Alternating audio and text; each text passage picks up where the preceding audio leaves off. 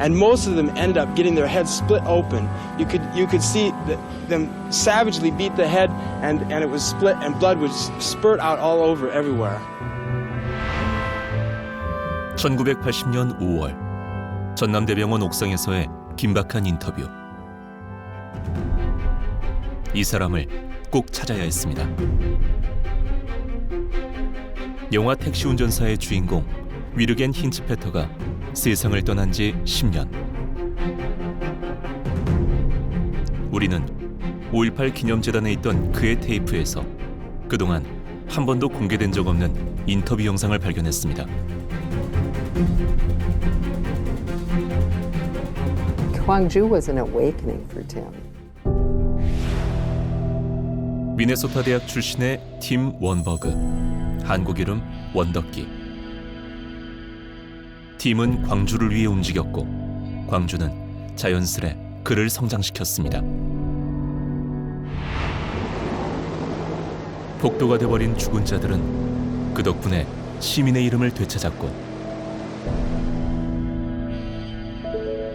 의사가 되려던 그는 광주 때문에 옳다고 여긴 길을 찾아 뚜벅뚜벅 걸어나갔습니다. 2026년 팀의 고향 미네소타는 광주와 닮아 있습니다. 우리는 46년 전 인터뷰 영상을 품은 채 그를 찾으러 미네소타로 향했습니다. 지구 곳곳의 일상이 폭력과 전쟁으로 얼룩진 지금, 우리는 지금 무엇을 해야 하는지 답을 줄 것만 같았습니다.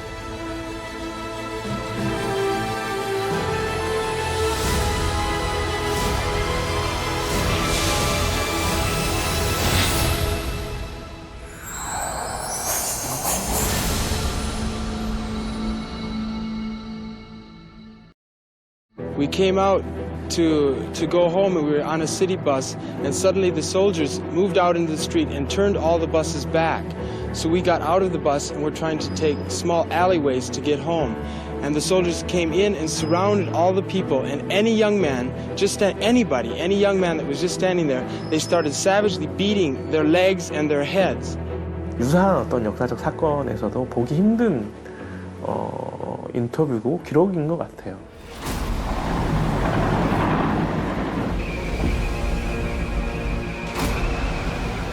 팀의 인터뷰엔 이런 내용도 있습니다. 그가 단순한 목격자로 머물지 않았다는 것을 알 수 있는 부분입니다. So I was helping the injured off the street. 가운데 체크무늬 셔츠를 입은 채 들것을 든 이가 바로 팀입니다. 이 사진을 찍은 이는 지금도 셔터를 누르던 순간을 선명히 기억합니다. 공수부대 맞을 각오를 하고 저렇게 했던 것이죠. 저건 역사다 해가지고 기록을 했던 것입니다. 팀 옆에 하얀 의사 가운을 입은 남성 또한 그를 또렷이 기억합니다.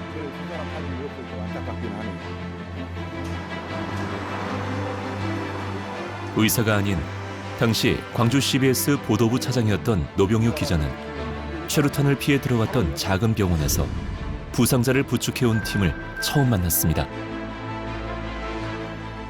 그때 원버그를 보니까 입술에 피가 이렇게 묻어 있어요. 이렇게 흘러내린 피가. 팀이 속했던 평화봉사단은 1960년대 미국 정부가 만든 청년 봉사단체입니다. 의사를 꿈꿨던 팀은 광주에 배치돼 의료 분야에서 활동했습니다. 환자들이나 형편이 어려운 사람들한테도 아주 친절하게 대해줬고, 그래서 그 뒤져보면 구더기가 드글드글할 정도고 외국에선 평화봉사단 단원인 팀이 너무 열심히 하는 걸 보고 감동을 받았어요. 팀은 충장로 우체국 옆에 있던 음악 감상실을 자주 찾았습니다.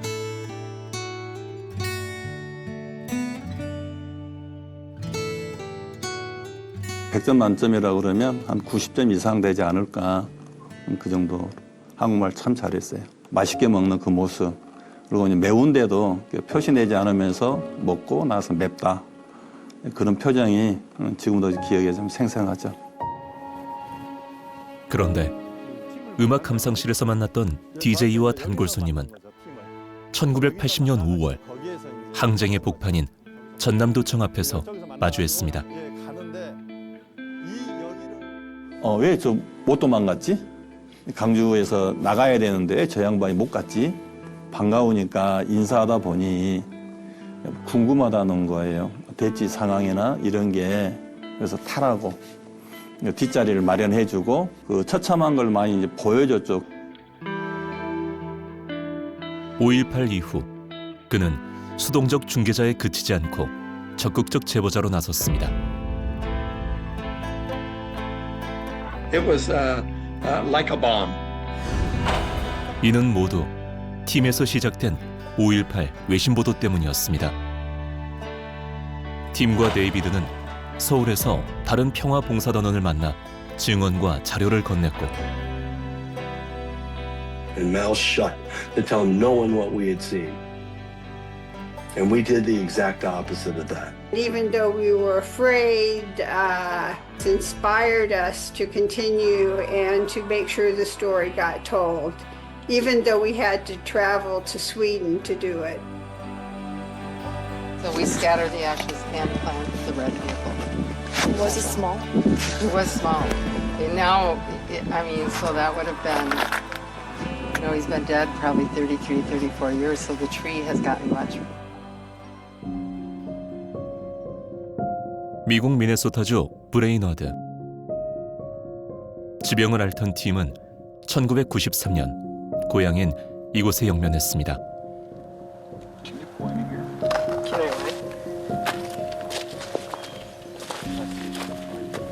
Good. Nice to see you. Nice to see you. He never forgot it. Gwangju certainly was just a huge part. And Gwangju was an awakening for Tim. 의사가 되려던 팀의 인생은 광주를 겪고 난 후 바뀝니다. I think the reason why he changed his career path from being a doctor to go into the Korean studies was to influence the next generation of his experience in Gwangju back in 1980. 특히 1987년 1월 팀이 발표한 논문은 그의 각성을 상징하는 결과물입니다. 이게 광주 밖에서 읽혀지는 이 광주가 자기가 목격한 거 다른 거죠. 실제로 이 논문은 당시에 출간된 이후로 굉장히 센세이션을 일으켰고요. 미국 북쪽 끝 팀의 고향 미네소타. 2026년 초 미네소타의 겨울은 유독 혹독했습니다. 버스 정류장에 이제 가만히 서서 눈을 맞으면서 기다리고 있었는데 한 차가 갑자기 온 거죠. 탁 오더니 삑삑 하고 눌렀어요. 근데 그분의 표현은 그런 거죠. 두 종류의 아이스가 모두 걱정된다. 장애인으로서 네가 미끄러질 수 있는 아이스, 그리고 아시아인으로서 너를 잡아갈 수 있는 아이스. 저를 그 차에 태워주시고는 제 귀갓길을 도와주셨죠. 변 씨는 이것을 이웃주의라고 표현했습니다. 46년 전 광주와 닮은 모습입니다. Providing food for people who can't leave their apartments or driving people to work at 5 a.m. in the morning because the people are afraid of being pulled over by ICE. I think the equivalent of the Gwangju spirit would be in Minnesota a civic, communal spirit, communal stewardship of looking out for each other. 팀이 지금 만약에 미네소타에 살아있다면 미네소타의 지금 오늘날을 보고 뭐라고 말을 할까라고 생각을 했고요. 그것이 바로 팀이 저희에게 주는 메시지일 것 같습니다. That are serving people, getting them food. If he saw someone actually be attacked, would he intervene? Obviously would have. He would have in Gwangju. I don't think Tim would say much. I think Tim would be out in the streets. If Tim was still here, we would be probably protesting in Minneapolis. He probably would convince me to do that, me and my 4 dogs. He wanted a Korean flag. So I think we had a Minnesota flag and a Korean flag. And then he had all his nieces and nephews' handprints on it. 미네소타에서 자란 팀 원버그. 광주에서 성장한 원더키. 평범했던 그가 품은 두 시공간의 역사와 지금 이 시간에도 전 세계 곳곳을 잠식하고 있는 폭력과 전쟁.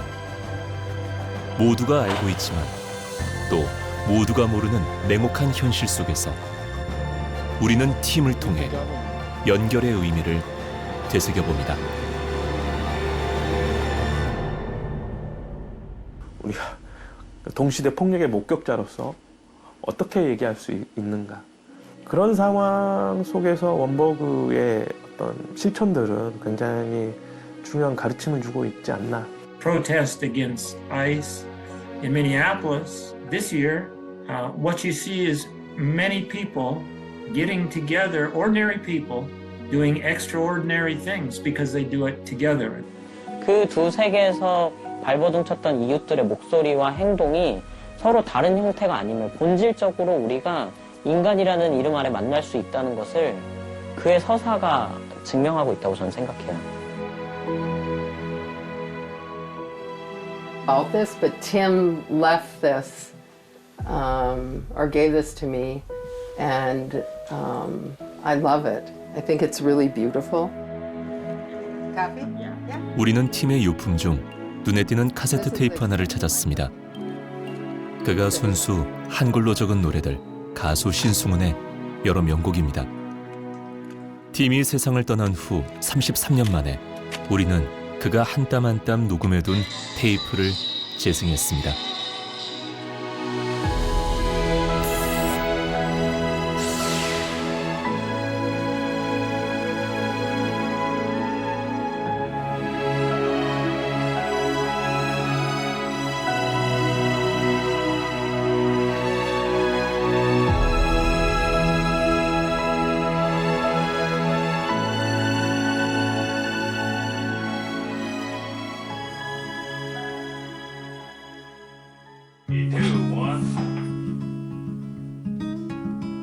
There are days when you say there is nobody gonna love you quite like I do. Then one day stories change, you don't seem like yourself. Your eyes are telling me the truth. Living with these pins and these needles, this heart keeps believing it knows which way to go. Hot and cold, in and out, the fire or the And most of them end up getting their heads split open. You could see them savagely beat the head, and it was split, and blood was. 네, 동생 이름은 원더키 입니다. 네 친구 이름은 원더키 입니다. 나와 봉사활동을 한 미국인의 이름은 원덕기입니다. 내 사진 속 미국인 이름은 온덕기입니다. 나와 들것을 든 미국인의 이름은 원덕기입니다. 내 친구 이름은 원덕기입니다. 내 친구의 이름은 원더키입니다. 내 친구의 이름은 원더키입니다. 내 친구의 이름은 원더키입니다. 미네소타에서 온 내 친구 이름은 원더키입니다. Is this love or is this crazy?